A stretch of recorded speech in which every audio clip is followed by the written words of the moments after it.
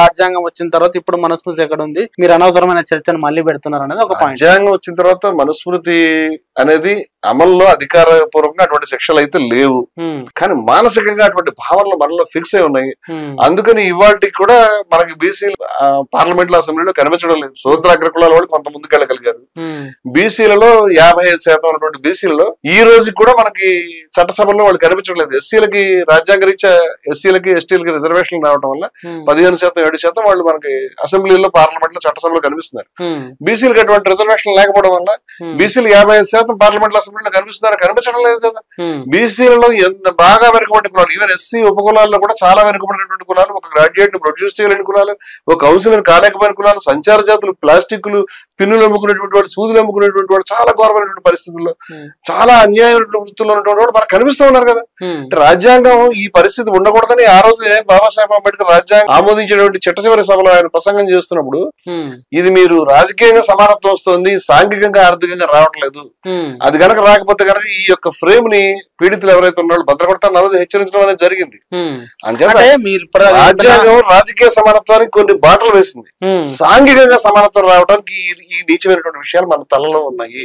అదే మనుస్మృతికి సంబంధించి ఏంది లింక్ ఏంది, అలా రాజ్యాంగం అమలు ఉన్న తర్వాత మనుస్మృతి లింక్ ఏంది? 55% వాళ్ళకి చట్టసభలలో ప్రాతినిధ్యం లేకపోవడానికి మనుస్మృతికి లింక్ ఏంది? వేల సంవత్సరాల నుంచి ఇటువంటి ఆలోచనలు, ఇటువంటి ఆర్థికమైన ప్రాతిపదికలు, విద్యాపరంగా వెనుకబాటుతనం, మతపరంగా అసమానతలు, ఇలా అనేక రంగాల్లో మనకి అమలవుతూ వచ్చినాయి. వీటిని మనం మార్చుకోవాలంటే రాజ్యాంగం మనకి రాజకీయ సమానత్వాన్ని మాత్రమే ప్రసాదించింది.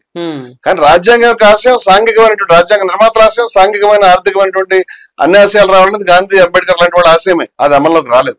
అది అమల్లోకి రావాలంటే మనకు ప్రధానకి ఈ రకమైన మైండ్ సెట్ ఉన్నవాడు.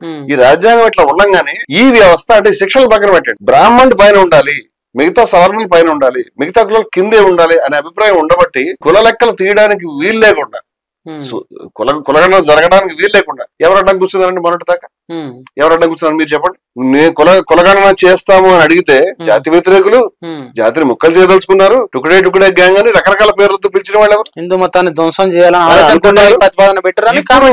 ఆర్ఎస్ఎస్ వాళ్ళు ఇలా ఒక సిగ్నల్ ఇవ్వగానే కేంద్ర ప్రభుత్వం కులగణన చేయడం అనేది ఇవాళ రేపు స్టార్ట్ చేసేస్తుంది. మంచిదే, కానీ ఆర్ఎస్ఎస్ తనంత తారుగా కులగణన ప్రతిపాదించిందా? బీజేపీ తనంత తారుగా కులగణన ప్రతిపాదించిందా? సమాజంలో వచ్చిన తీవ్రమైన ఒత్తిడికి వాళ్ళు తలొగ్గారని అడుగుతున్నాడు. కులగణన జరిగితే ఎవరెక్కడ లెక్కలు తేలుతాయి, ఎవరెక్కడ లెక్కలు తేలితే ఆ వెనకబడి వాళ్ళు బయటకు లాగడానికి, ఆ ప్రయోజనం వాళ్ళకి చేకూర్చడానికి మనం కొన్ని పథకాలను లేకపోతే కొంత చర్చ జరుగుతుంది, సమాజం ముందుకెళ్తుంది. ఈ సామాజికమైన మార్పుకు రావడానికి ఆర్ఎస్ఎస్ గానీ బీజేపీ గానీ దోహదపడుతున్నాయా, ఆటంగా ఉన్నాయని నేను అడుగు. దోహదపడేటైతే మీరు చాలా కాలం నుంచి డిమాండ్ చేస్తుంటారు, అసలు మీరు చేయలేదు. బయట ఇప్పుడు ఏ డిమాండ్ చేయలేదు. ఇప్పటి దాకా జరిగినటువంటి సామాజిక మార్పులో ఆర్ఎస్ఎస్ లో ఉండేటువంటి శూద్రులు, బీసీలు, దళితులు వీళ్ళు అర్థం చేసుకోవాల్సింది ఏంటంటే, ఏవైతే ఈ రకమైన అవశేషాలు ఏవైతే మన మనసుల్లో, మన సమాజంలో ఉన్నాయో, సాంఘికంగా మనకి మిగతా విషయాల్లో అసమానతలను ధ్వంసం చేయడానికి ఆర్ఎస్ఎస్ ఎటువంటి కార్యక్రమం కానీ ఎటువంటి కార్యాచరణ 100 సంవత్సరాల నుంచి. మీరు చెప్పినట్టు బీసీలను లేకపోతే ఎస్సీలను లేకపోతే గిరిజనులను ఆర్ఎస్ఎస్ పట్టించుకోకుంటే ఒక బీసీ ప్రధానమంత్రి ఎట్లయితాడు, ఒక రాష్ట్రపతి ఎట్లయితారు, ఒక దళిత రాష్ట్రపతి ఎట్లా అవుతారు? బీసీ వర్గాలకు చాలా మేము ప్రాతినిధ్యం వహిస్తున్నాం, అందుకే మిమ్మల్ని నమ్మట్లేదు జనం, మమ్మల్ని నమ్ముతారు, మా ఆయనకు వస్తున్నారు బీజేపీ గానీ ఆర్ఎస్ఎస్ గానీ పదే చెప్తున్నారు. బండి సంజయ్ నిన్న నడిచిన స్పీచ్ లో మనం మాట్లాడుకున్న మనమంతా హిందువులం, గంగా జల బిందువులతో పాటు గడప లోపల కులం, గడప దాటితే హిందువులం అని మళ్ళీ కూడా చెప్పిండు. నేను ఈ మాట ఆయన పదే చెప్తున్నాడు. అప్పుడే మనం ప్రశ్నించుకున్నాం, గడప లోపల మాత్రం కులం ఎందుకు ఉండాలి? కులం అంటే ఏమిటి? Define cost. కులాన్ని నిర్వచించాలంటే కులం అంటే అసమానత్వం. కులం అంటే అసమానత్వమే కదా. సమానత్వం ఉన్నది కులం అని అక్కడ ఉందా ప్రపంచంలో? కులం అంటేనే అసమానతల యొక్క వ్యవస్థ. సాంఘికమైన అసమానతలు, రాజకీయమైన అసమానతలు, ఆర్థికమైన అసమానతలు, పారిశ్రామికమైన అసమానతలు, విద్యాపరమైన అసమానతలు, మతపరమైన అసమానతలు, అనేక రకాల అసమానతలు అన్ని కలిసి ఉంటే దాని కుల వ్యవస్థ అంటున్నాం. ఈ అసమానతలు రద్దు కావాలి. ఈయనేమంటాడు? గడప లోపల కులం అంటున్నాడు. గడప లోపల అసమానతలు నాకు అర్థమవుతుంది. బండి సంజయ్ గారు అసమానతల యొక్క బాధితుల యొక్క ఒక వర్గానికి చెందినవాడు, నాకు రెస్పెక్ట్ ఉంది ఆయన మీద వ్యక్తిగా. నేను అడుగుతున్నాను, బండి సంజయ్ గారు చాలా బాధపడ్డాం కదా, గడప లోపల ఇది ఉండాలని మీరు ఎందుకు అంటారని అడుగుతున్నాను. చాలా ముఖ్యమైనటువంటి ప్రశ్న ఆయన అడగాల్సింది. అయితే ఆయన దాన్ని పట్టించుకోవట్లేదు. నేను అడుగుతున్న విషయం ఏంటంటే, ఈ కులాలు గత 100 సంవత్సరాల నుంచి డెఫినెట్ గా చాలా ప్రోగ్రెస్ మనం సాధించాం. గతంలో ఏమాత్రం దిక్కులేని పరిస్థితి నుంచి ఎంతో మంది పోరాటం కారణం దానికి.